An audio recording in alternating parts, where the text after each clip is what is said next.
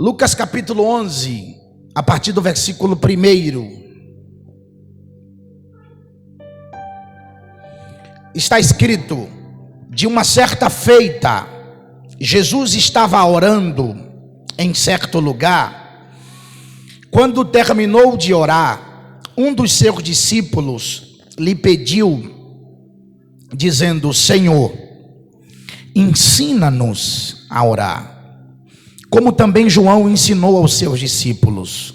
Então ele os ensinou, dizendo: quando orardes, dizei: Pai, santificado seja o teu nome, venha o teu reino. O pão nosso de cada dia dai-nos hoje. Perdoa-nos os nossos pecados, pois também nós perdoamos a todo que nos deve. E não nos deixes cair em tentação. Amém. Glória a Deus. Por favor, tome seu assento em nome de Jesus.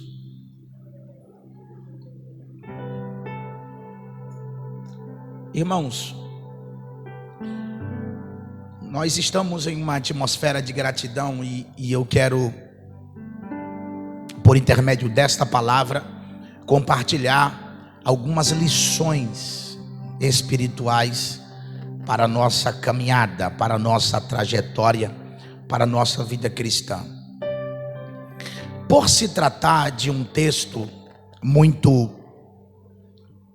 popular, conhecido como a oração dominical ou a oração do Pai Nosso, aparentemente parece ser um texto sem relevância para alguns do nosso tempo.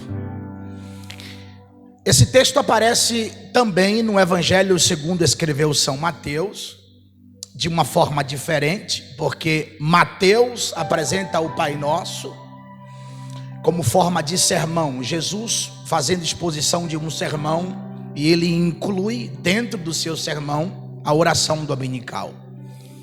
Em Lucas capítulo 11, o Pai Nosso aparece de forma diferente, porque no capítulo 11 de Lucas, o Pai Nosso aparece Jesus atendendo um pedido, e dentro desta oração Jesus começa a revelar segredos do reino. Inicialmente eu queria dizer algo muito importante para a igreja, porque esta oração é a oração mais completa e mais perfeita das Escrituras. Nenhuma outra oração na Bíblia pode ser comparada à oração do Pai Nosso. Na verdade, estamos diante do esboço da fé cristã. Percebam que as principais doutrinas da nossa fé encontramos nesta humilde oração, ensinada pelo nosso mestre. A oração do Pai Nosso não foi ensinada por Moisés, não foi ensinada pelos profetas, muito menos pelos apóstolos. Eu estou falando de uma receita, de uma instrução, de uma revelação deixada pelo Senhor da igreja. E isso nos conscientiza a importância de resgatar a oração do Pai Nosso no seio da igreja. Aparentemente é uma oração sem muita relevância. Alguns julgam uma oração do passado, uma oração descontextualizada, mas na verdade trata-se de uma oração muito poderosa, irmãos, uma oração muito profunda. Jesus ensinou segredos dentro do Pai Nosso. Portanto, não se trata de qualquer oração, se trata da oração do Pai Nosso. E se existe uma oração digna de ser copiada, digna de ter como modelo para todos nós, essa oração é a oração do Pai Nosso.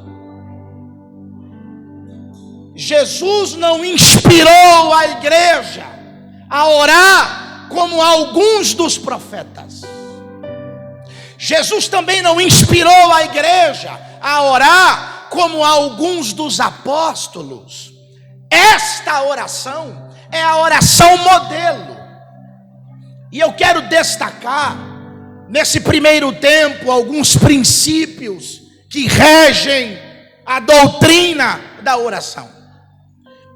A primeira coisa é que a narrativa do texto, do versículo 1 do capítulo 11, nos diz que Jesus se encontrava praticando a doutrina da oração. A primeira coisa, não se trata de falar de orar, se trata de orar. E aqui é muito importante, porque quando ele acaba de orar, aparece um segundo elemento no texto, é o pedido. Alguém que estava ouvindo Jesus orar, lhes faz um pedido, diz assim: Senhor, ensina-nos a orar. Irmãos, vocês já pararam para pensar quão sedutora foi essa oração, ao ponto de um judeu pedir a outro judeu para ensinar? Isso aqui é muito sério, e o Espírito de Deus está nos conscientizando nessa noite, porque estamos vivendo um tempo de agitação, um tempo muito conturbado, em que as pessoas estão literalmente agitadas, e nada neste mundo, nada, nenhum tipo de projeto, nenhum tipo de proposta pode destruir a nossa vida de oração. Escuta, não permita que a agitação da sua vida roube o seu tempo de oração. É o Espírito de Deus nos convidando a resgatar essa prática em nossas vidas, irmãos. E Jesus estava orando. Perceba que tudo nas Escrituras tem um princípio. O porquê que o discípulo fala, nos ensina a orar? Mas eles já oravam, só não oravam daquele jeito. Entende que não é só orar, é orar do jeito que ele ensina.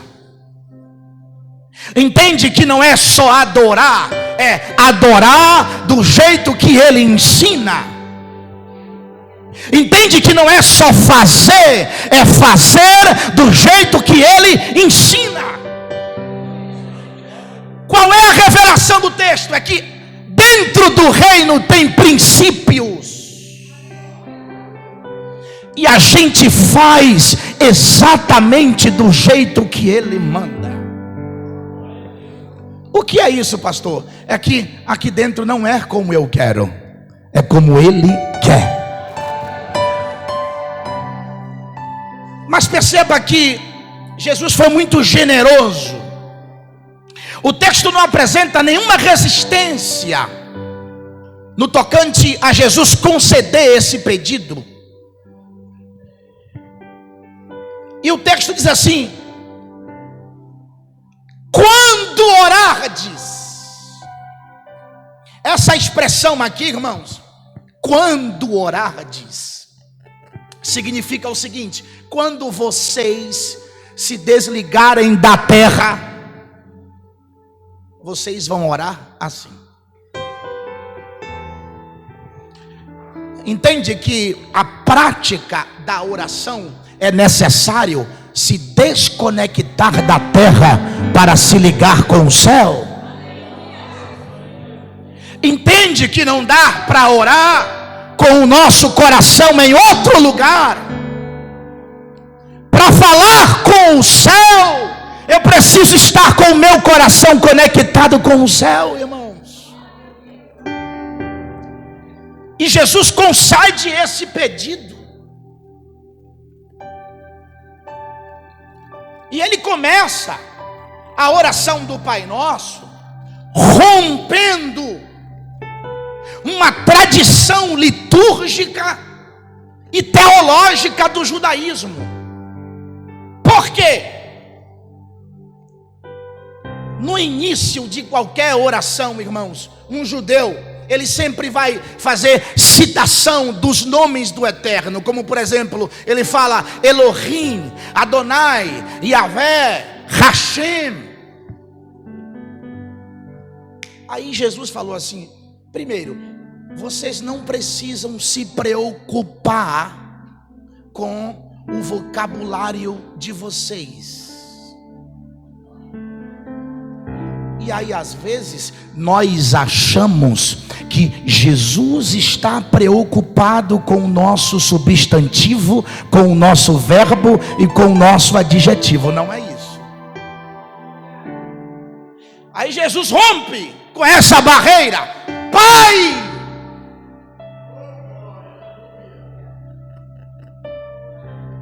A primeira revelação aqui na oração propriamente dita, é que Jesus apresenta o elemento de paternidade, irmãos.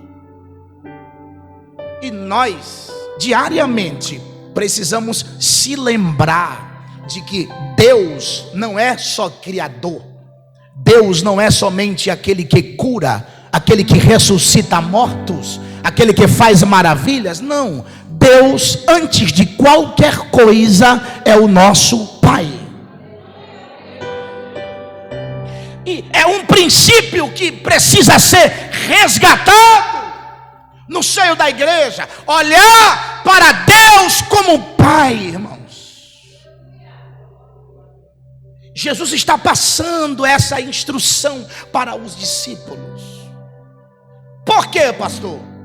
A morte de Cristo na cruz do Calvário não foi para nos conceder nenhum outro título a não ser o título de filho de Deus. Irmãos, eu quero dizer para vocês que antes de qualquer coisa, você é filho de Deus. Eu quero dizer para você, Deus não lhe contempla somente com o título que você carrega. Deus olha para você e contempla você como filho dele.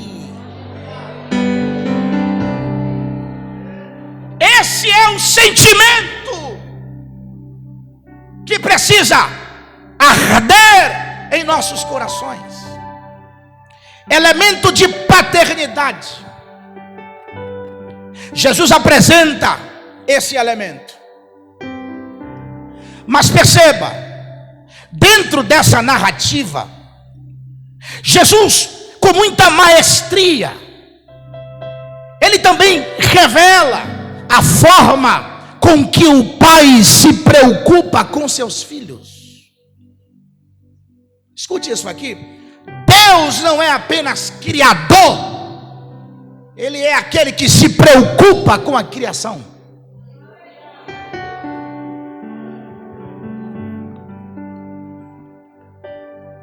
O Dr. John Stott disse que em Cristo podemos chamar Deus de Pai. A única religião do mundo que habilita o homem a chamar Deus de Pai é o cristianismo. Nenhuma outra. Sabe por quê? Porque nas outras religiões, os homens oferecem sacrifício à divindade. Mas no cristianismo foi diferente. Deus resolveu ofertar o seu filho para nos resgatar.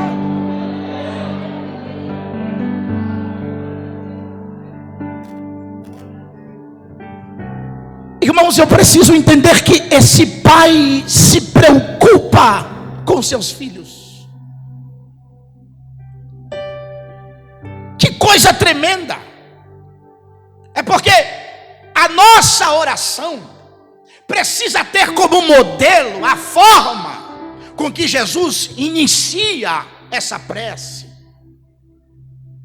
colocando a figura de Deus Pai como figura primária na oração. Olha para cá. A nossa oração não deve começar com o problema. Eu vou repetir para você, dá glória a Deus. A nossa oração não deve começar com o problema. A nossa oração deve começar com adoração e exaltação. Adoração e exaltação. Jesus está passando essa revelação. Porque a oração da igreja precisa ter como meta, a manifestação da glória de Deus. A meta da nossa oração é atrair a glória de Deus. Por quê, pastor? Porque aonde tem glória de Deus, tem porta aberta. Aonde tem glória de Deus, tem milagre acontecendo. Sebanda cabandaraia, sebandaraia. Quem veio adorar a Ele nessa noite, levante as mãos para o céu e dê glória a Deus. Exalte a Deus nessa noite.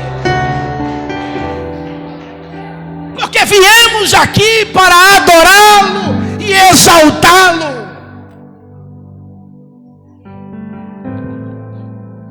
Jesus começa essa oração apresentando o elemento de paternidade, dizendo: olha só, o Elohim, o Adonai, o Hashem de vocês é pai também.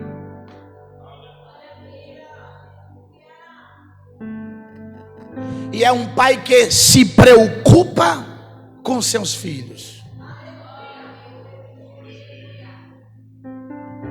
Irmãos, tem um hino muito conhecido, inclusive esse hino é entoado dentro da Igreja Católica Apostólica Romana, por exemplo, aquele hino assim, de que segura nas mãos de Deus.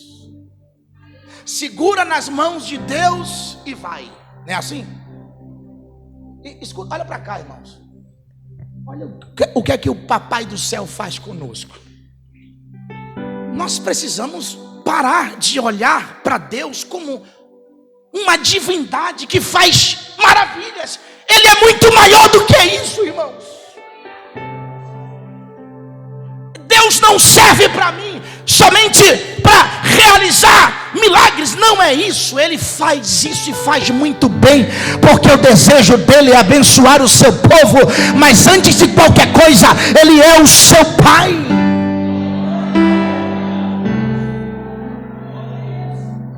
Olha para cá. Quem é que tem filho pequeno aqui? Levante a mão. Um homem com filho pequeno. Encontrei ali. Pronto. É o pastor? Pastor Gesiel. Me diga, se o pastor Gesiel agora estiver andando na BR com o filhinho dele pequeno, quem é que segura na mão de quem? É ele que segura na mão do filho? Ou é o filho que segura na mão dele? Hã? Quem foi que disse que é você que segura na mão de Deus? Entenda isso aqui, pelo amor de Deus. Não é você que segura nas mãos de Deus. É Deus que segura em suas mãos. Aponte o dedo para essa pessoa e diga assim, ó: Deus está segurando em suas mãos. Araseque abandarraia. O Pai está cuidando de você.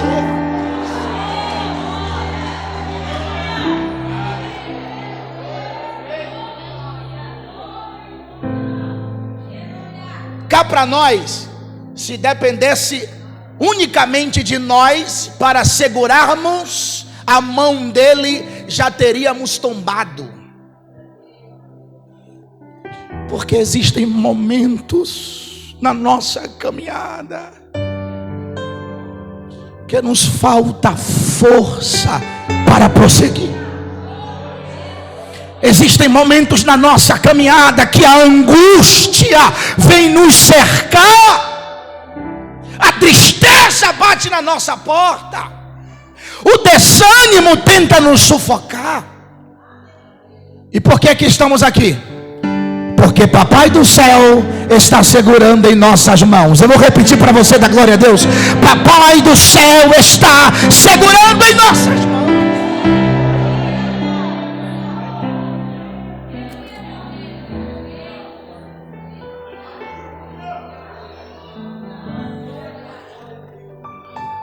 Diga: o Criador sustenta a sua criação.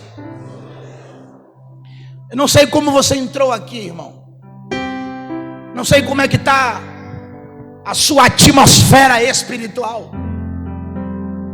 Porque todos nós, de alguma forma, enfrentamos batalhas. E eu quero afirmar nessa noite com temor e tremor: o Pai está cuidando de tudo. Para de se preocupar, porque o seu Pai está cuidando de tudo. Provoca ele aí, provoca ela. Diga assim: ó, o papai está cuidando de tudo. Diga: descanse a sua alma, porque o seu Pai está cuidando de tudo. Orabacá, chorebanda, gabagabagabagabagaia.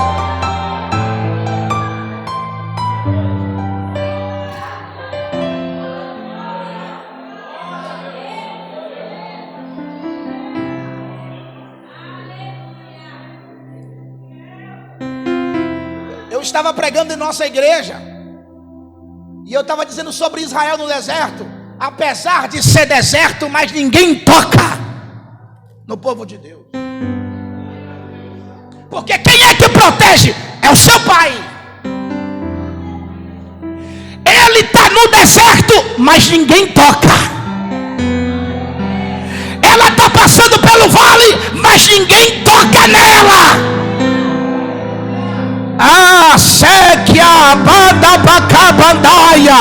Levante a mão direita para o céu. Faça aquele barulho que o diabo não gosta. Dê glória a Deus.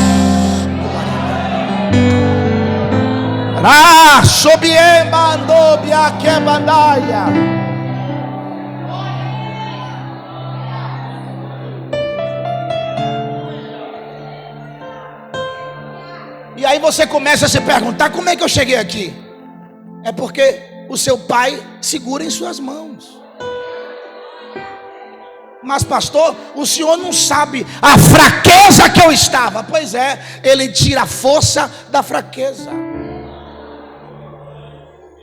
Escute isso aqui. Jesus apresenta o elemento de paternidade.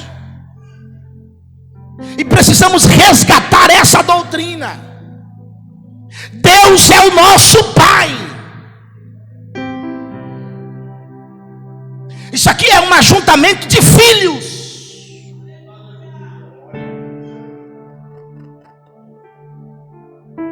Um pastor carioca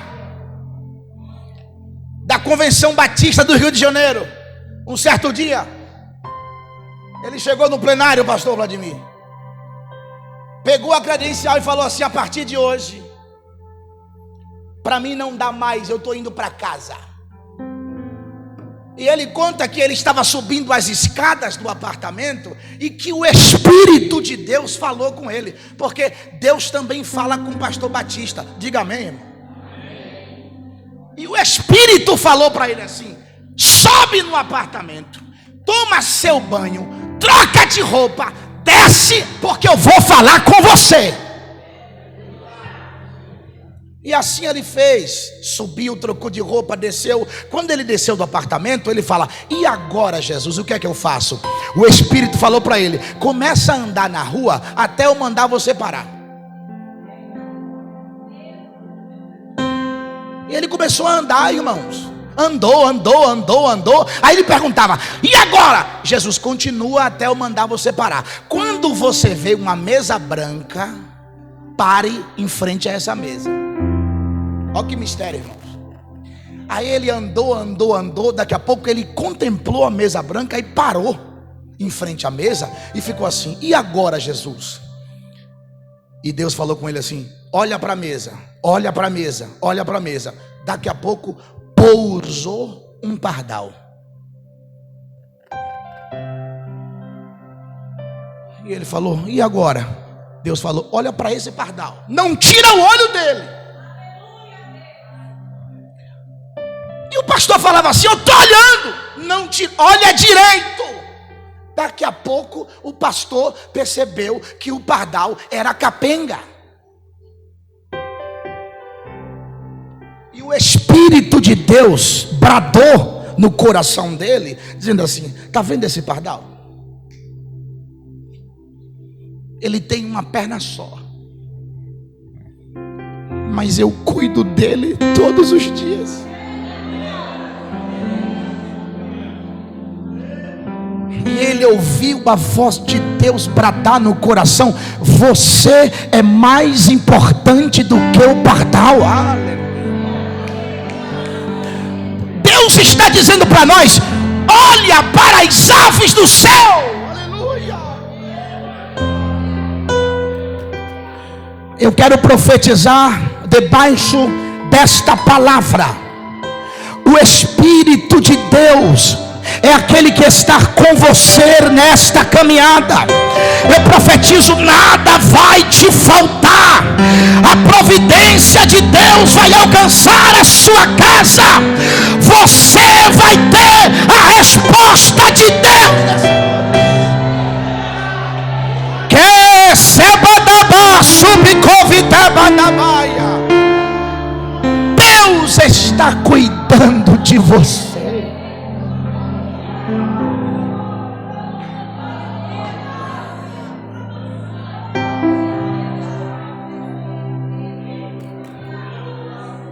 Se você entrou aqui achando que Deus não está prestando atenção no que você está passando, o Espírito de Deus está dizendo: não temas, não temas, não temas.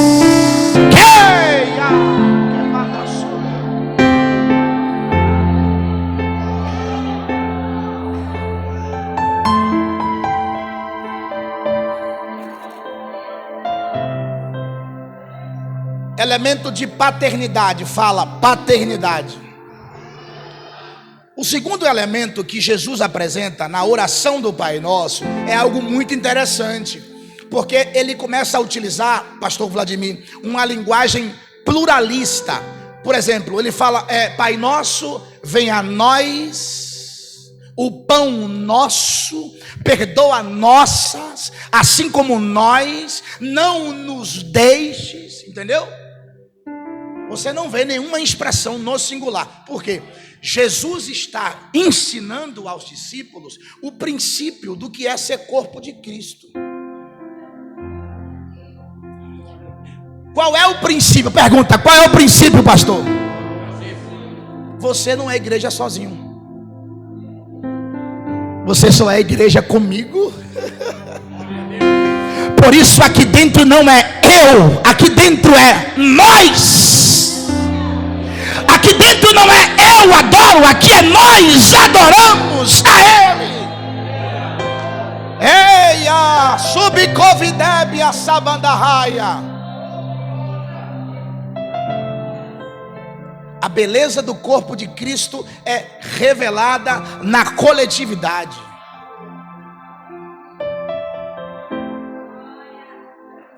E aqui eu quero deixar uma palavra com muita responsabilidade.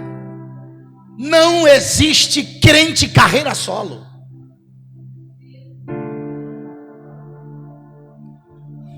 Dá um sorriso para essa pessoa, fala assim: você tem que me suportar. Fala. Porque você não é igreja sozinho. Fala, você só é igreja comigo, rapaz. Quem pode levantar a mão direita para o céu e dar um brado de glória para ele? Nós somos o corpo de Cristo.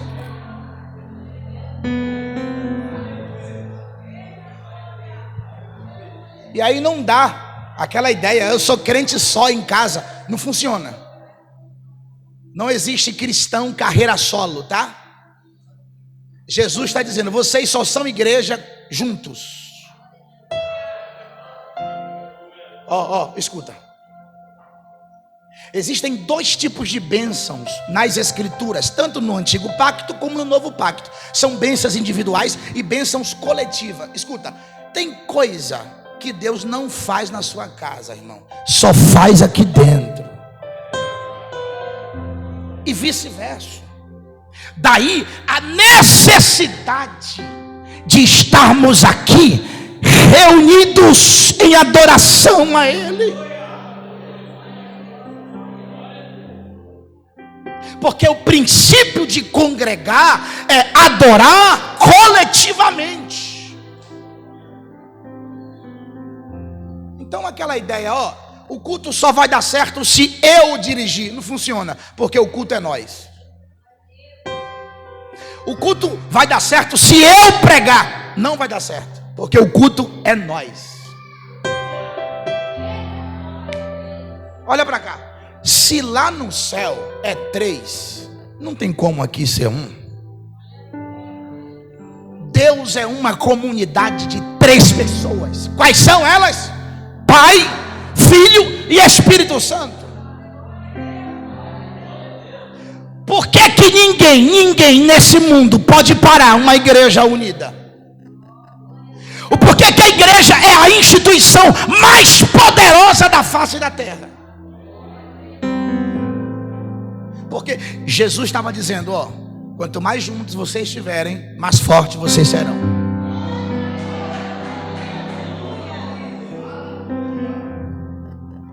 Agora tem um outro princípio importante. Já estou começando a desenhar a conclusão do meu sermão. É que na coletividade, no meio do corpo, ninguém brilha. Só Jesus. Porque no individualismo, alguém de alguma forma vai se destacar. Sim ou não? Mas no coletivo, quem é que brilha? Aí, quem é a única estrela da igreja? Quem é a única estrela da igreja? E aí sabe o que acontece? O resto é apenas vagalume piscando, tentando chamar a atenção. Porque nós estamos aqui para exaltar aquele que vive, aquele que reina para todo sempre. A Ele a honra, a Ele glória, a Ele louvor.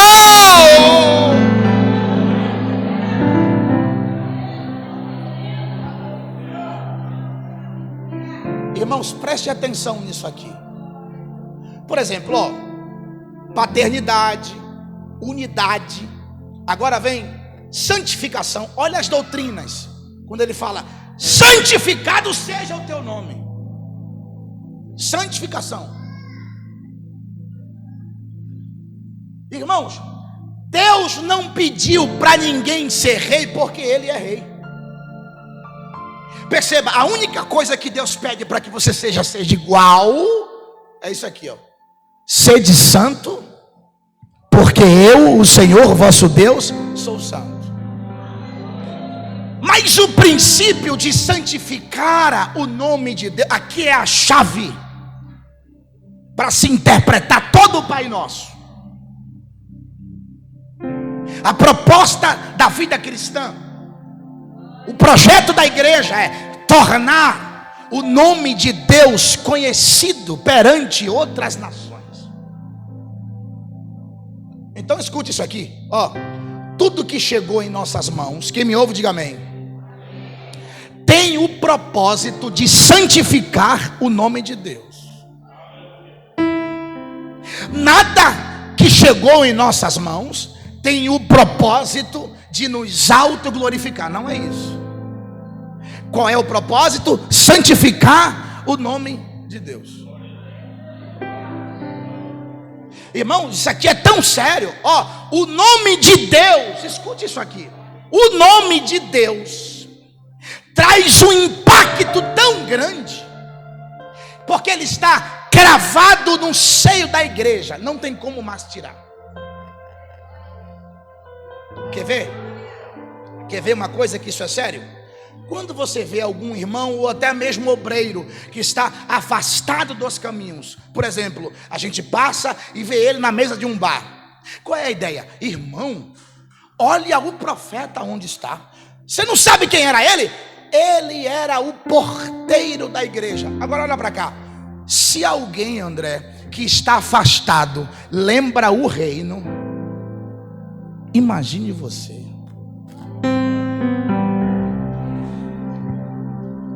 O nome de Deus está cravado dentro de você.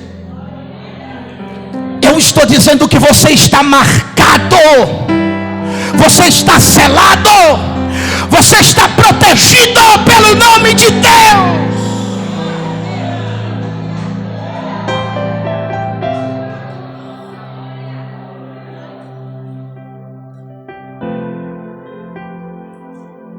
Se hoje, tá? Um exemplo, isso aqui é um exemplo, tá? É apenas uma ilustração. Escuta.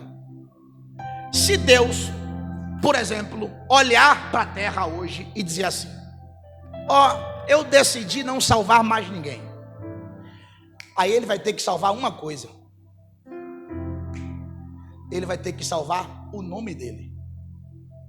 E o nome dele está dentro de quem? Você entendeu que você nasceu para a eternidade?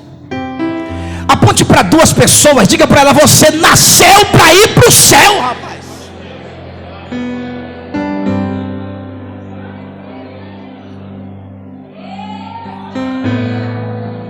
Isso aqui é tão sério, porque em Ezequiel capítulo 36, diz a Bíblia que Israel profanou o nome de Deus perante as nações. Depois leia o texto. Aí eles pedem socorro. Aí Deus olha para eles e fala assim: eu vou fazer, vou descer, vou dar livramento e vou trazer resposta. Agora é o seguinte: não é só porque eu amo vocês, não. É por causa do meu nome. Isso aqui é tão sério. Tem coisa que Deus faz por nós, não é só porque Ele nos ama, não. Tem coisa que Ele faz por nós porque o nome dEle está cravado dentro de nós. Isso aqui é profético. Sabe por que Deus está protegendo a sua casa? Porque o nome de Deus está lá. Sabe por que a tua família está protegida? Porque o nome de Deus está lá. Sabe por que teus filhos estão protegidos? Porque o nome de Deus está lá. Ara sebanda cabandaia.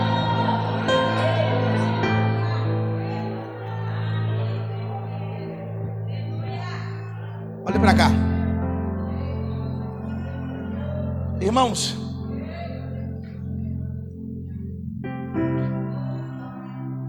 Eu não quero ser exaustivo, não vou explorar o texto todo. Mas o interessante é que dentro da narrativa, pastor Vladimir, do Pai Nosso, Jesus muda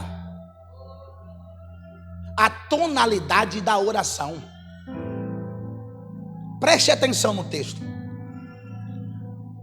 Ele vem: santificado seja o teu nome. Aí agora ele fala assim: venha o teu reino.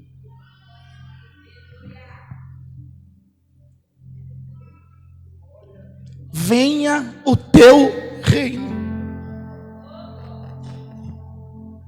Nós estamos vivendo dias maus, dias trabalhosos, mas escute, o único povo que tem resposta para tudo isso que está acontecendo é o povo de Deus. Mas sobre esse reino, irmãos, você já parou para pensar?